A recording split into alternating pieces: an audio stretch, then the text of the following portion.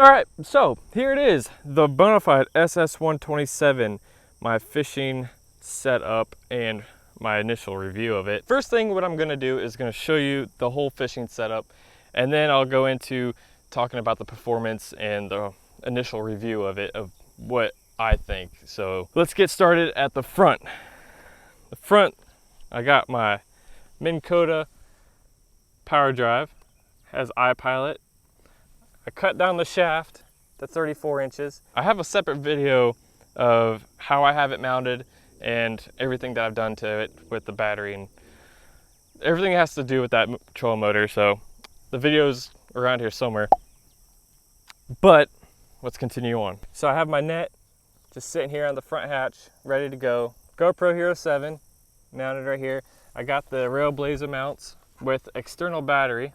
This battery lasts about maybe 3 days on fully charged. I took the battery out of the GoPro just so I don't mess up the original battery. This GoPro will run on just this external battery and it lasts quite a bit. Next up is my Raymarine. I got the Element 7 HV and I like it. It works pretty well. I mean, I haven't had any problems with it. Everything's super clear. I swear I've seen an alligator on the bottom. I can see all kinds of structures. I took a screenshot of the alligator, so I'll just post it here. I think it's an alligator anyways. Yeah, it's mounted on the tripod. So I got all the cables in here. I got the Nocqua battery in here. It's a 10 amp hour. It lasts about maybe a day and a half. Just after the day, I'll charge it back up because after that, it starts to get to low voltage and it doesn't want to work the transducer after that. So it only lasts about a day and a half or so, but that's enough for me. I got the transducer just mounted on the bottom. Those are the through bolts for that. I don't have any spacers or anything like Fluke Master did. I think I do read the side of the hull a little bit. You can see it in that screenshot I posted. I'll put an arrow towards it. I mean, it is what it is. So I could probably bring it down a little bit, but then it'll start hitting all kinds of stuff. So I'll just leave it the way it is. All right, and then on this track for the junk drawer, I have a cup holder. All I did is took a T-bolt, cut it down. I have it with a nut right there, so it's held in place, it doesn't move. There's another hole right there for liquids to drain out. That cup holder there is just a cheap old cup holder I got from Walmart. It's in the marine section, $2 or something like that. Put that through bolt, or put that T-bolt through one of them holes, tightened it down, and it works really well. Junk drawer, I don't have anything in there right now, but that just usually holds like just lures I'm using for the day and pliers and stuff like that. Got my power pole switch right here. So I have an option to put the power pole down if for some reason this doesn't want to work, but that's on my PFD.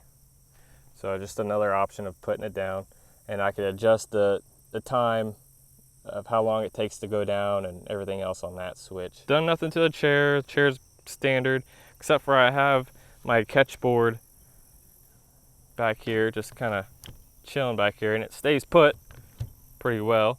I got the leash just connected to the foot here. All right, behind the seat, I got my camera bag. I got my drone in there. I got my big camera. I take actual pictures and, you know, the B-roll stuff I have in there. So it's right behind the seat. Perfect spot for me just to reach back real fast and grab it, get some shots that I need to get, and then zip it up, put it right back. Then I got a Yak Attack rod holder right here. I could spin it forward to retie or take a fish off, and then I could spin it around back if I just want to keep a rod just kind of out of the way. Next up is my milk crate. Have it pretty simple. I just have a divider right here. This is the Plano soft crate that's inside a regular milk crate, and I have it divided where I have just, you know, regular stuff like my scale and grippers, just miscellaneous stuff. Got my worm binder, so I just have my worms in here, and then I have a dual tackle box. There's two tiers. There's one on the bottom and one on the top, and that's how I keep all my tackle. Got my hooks and stuff up in there. And I'll do a separate video of the whole system that I got going on there. That's the crate. I got 2 rod holders on it. I might add one more in the middle, but for right now it's doing the job. Just holding 2 rods. Nothing really special about that. Then behind that, I got my cooler. And to reach my cooler, I just bring these straps back from the seat. I just lean back and then just grab that. I'm good to go. And I got my power pole. Power pole micro is the thing to have. That thing will save you in a pinch on a windy day, and it just does a really good job of holding you still. I got the ultralight stake. It's an 8-foot stake, but it's an ultralight one. It's super light. Like I was blown away about how light that thing was compared to the normal stake. The normal stake is heavy. You don't want to carry that thing around. It's dumb. But that thing is super light, and they have a lifetime warranty on them, I do believe. So if it breaks, you get a new one. And plus, when you buy the motor, or when you buy the power pole unit, there's a rebate, so you essentially get this for free.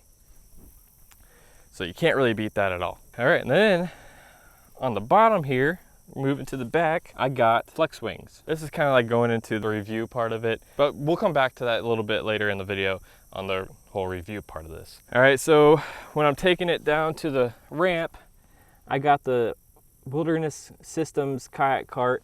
It fits perfectly in between the hull here. It sits in there just perfectly, and with the weight of the kayak and all the gear on it, I don't have to strap it down. I've taken it on a lot of bumps and up the hills and all kinds of stuff, and it has never slipped or has never bounced off, and it does a really, really good job. So I'm very impressed with that cart. It's the best cart, I think, for the Bonafide. All right, so, and one last thing I forgot to get to is my safety flag. I got a little light up there. So when I'm out there at 4 o'clock in the morning, people can see me if they're running around on the lake.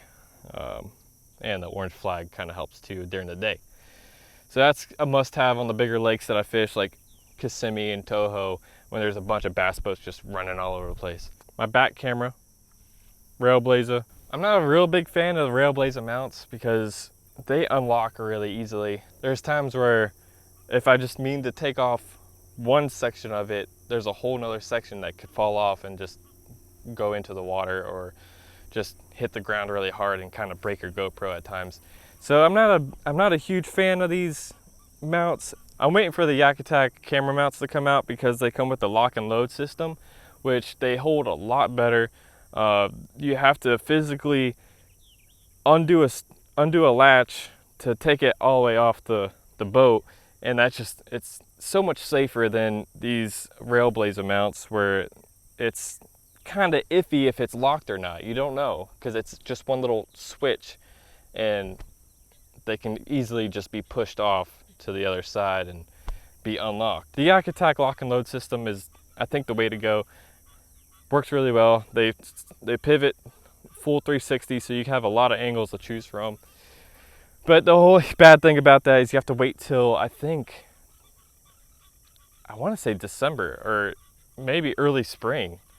I know it's not fall. I think it's spring of 2020, so you gotta wait. That's the only bad thing about it. But yeah, and then last thing I got, my paddle, just strapped on the side. Nothing crazy about that. That's my whole fishing setup right there. Pretty simple, nothing crazy, other than the trolling motor. The trolling motor is about the craziest thing on this thing, and but it's kind of a pain to deal with at times because it's so heavy. It's the unit itself is about 35, 40 pounds. It's a lot of weight. But on the other hand, I think having that weight at the bow of this, I think it really helps me paddle a little bit better when I can't use that and like going through like tall grass and stuff like that. It does feel like I'm paddling a little bit easier with the weight of that and the battery at the front. It could be just me, but that's the way I feel about it. And we're gonna come back to the flex wings. The flex wings is a must-have on this kayak because if you don't have that, the back end will slide out on you all the time. Even with no wind at all, it's still gonna drift off, and like kind of the back end's just gonna drift around depending on what side you paddled last. So what these flex wings really do is just keeps the back end in the water and it kind of helps it track a lot better. I hope that makes sense. Yeah, it does a really good job. It holds the back end of the boat in place. Even with the trolling motor running, I noticed the boat just tracking really well with those flex wings. Before I didn't have those flex wings and using the trolling motor, I'd have to constantly adjust the trolling motor to keep it going in a straight line. Now with the flex wings, I don't have to constantly adjust the trolling motor. It tracks true. I mean, there might be a little bit of a drift, but not nearly as bad as not having these flex wings. I mean, I guess with any kayak, it's gonna do that without a rudder system of some sort. So if you're thinking about getting this Bonafide, definitely get the flex wings. I think it's about 30 bucks to get those, and they bolt on really easy. There's a skid plate right here, and then you just unscrew the skid plate, put this in between the skid plate and the hull, and screw back in the screws. And now they supply you with extra screws just in case you strip one out or you lose one or something crazy, but that's pretty cool that they give you some more screws just in case. This boat's very stable. It's super stable. I do not feel like I'm gonna fall in whatsoever. If you've seen any other videos that I've done, you can see that no matter what I do, no matter how big the bass is or what's going on, I don't almost fall in at all. The only time I feel like I'm gonna fall in is if I'm standing up on this and I have the iPilot on spot lock. Now on the spot lock, if it's like super windy at days, the trolling motor wants to like, it'll drift away from the spot, and then the trolling motor wants to kick it on like 10 and just start you back to the spot. So I learned to stay seated in the seat while I have the spot lock on. That way I don't almost fall in. That's the only time I really feel like I'm gonna fall in. Every other time I can move around, I can reach back, get my cooler, and move around pretty freely on it. I mean, it's super stable. It's because the whole tri-hull deal that they got going on underneath the hull creates a really stable platform for you to fish off of. Paddling without the trolling motor, acting as in like it's supposed to be regular paddle, you know, kayak, it's okay. It's not the fastest, but it's not really that slow. It's like in the middle, I do believe. If you want to get somewhere, you're gonna have to leave early. The paddle's all right. Like I said before, I think the extra weight at the bow helps it dig into the water better, and I don't know what it is, but it just feels like I'm going faster. I know in my trolling motor video, I didn't really explain of how I control this boat, but I'll show you kind of what I do. Let me grab the remote. This trolling motor comes with the remote, like all the other iPilots come with. And what I have is just a carabiner strapped on right here like that. Hook it on my belt loop on my right side. This is about the easiest way I've found of controlling this. But what I do is I just control the trolling motor like that. So when I'm standing up, I just kind of boop, boop, boop, boop. And then when I'm sitting down, the controller is in between this strap and the seat. I'll just sit there and control the boat like that. Not very hard, but it is kind of a pain to have your hand off the rod and reel just to move the boat around. I tried using a foot control, but the foot control is way too big for this area, and it didn't want to connect to that for some reason. So I don't know if I got the right foot control. I got it for free, so I tried it anyways, so it's not really a loss anyways. Now with the trolling motor being so heavy, I'm kind of leaning towards wanting to get a pedal kayak, like the Old Town Topwater 120 PDL. That's kind of like what I'm wanting to go towards next, because dealing with this trolling motor and the battery, kind of a pain, because I have to take the kayak to the ramp or down to the water wherever I'm at with most of my stuff, and then I got to go all the way back to the truck and grab my trolling motor and the trolling motor battery, because there's no way I can carry that with everything else. One, because the handle is right here, and there's no way to like really grab the kayak and take it down to the water with that trolling motor on.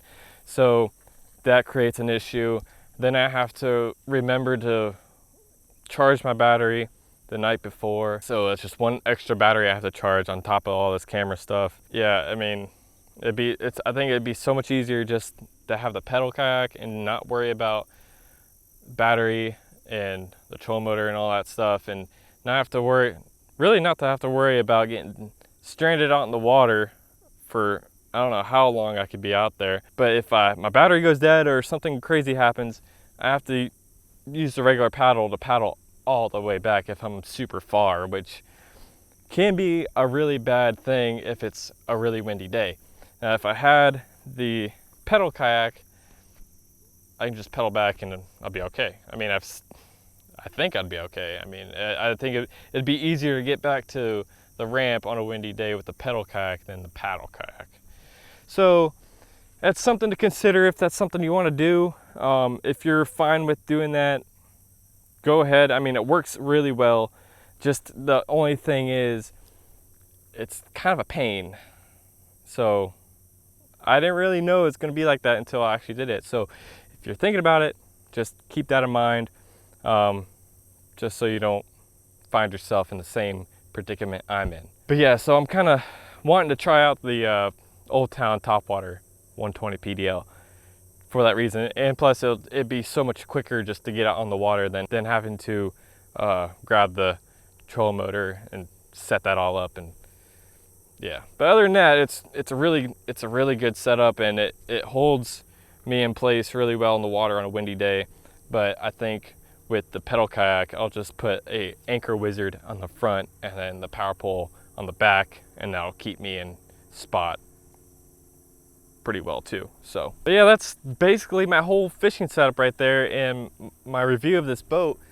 Now, the whole review of this boat is just my opinion. I mean, you could have a totally different opinion about it. If you take it out on the water, you might love it way more than I do.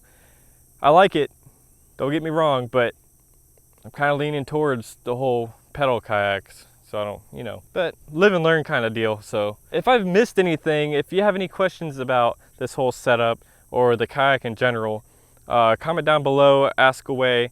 I'll try to answer to the best of my knowledge and the best of my ability. And if it's too hard for me to answer in a comment, I'll make a whole separate video about it. I hope you guys enjoyed. If you did, leave a like on the bottom. Subscribe if you haven't subscribed yet. And I'll catch you in the next one. Peace.